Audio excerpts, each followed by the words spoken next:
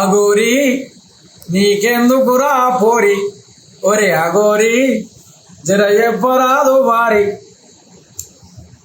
గాడిద గాడిద రాసుకుంటే బూడిదే కదా రాలేది.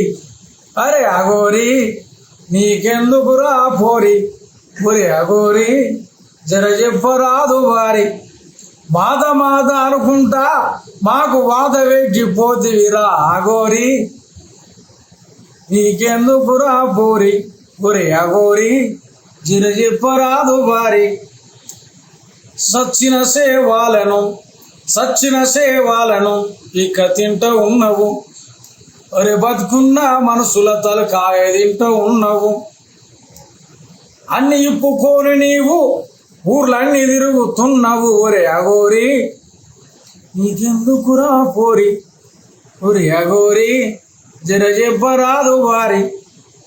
ఆడోళ్ళు పెళ్లి చేసుకోరు అంటివి.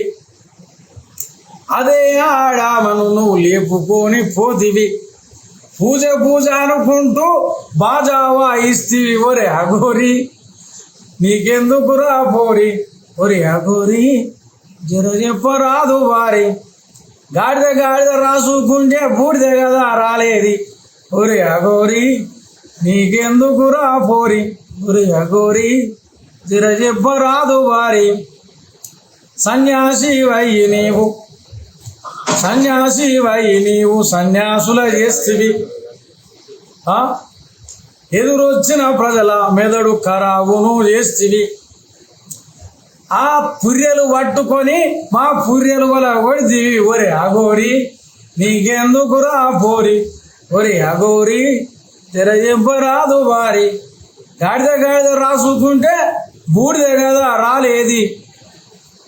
అగోరి నీకెందుకురా పోరి అని అడుగుతూ ఈ క్వశ్చన్ ఈ సమాజానికి నేను వేస్తున్నా.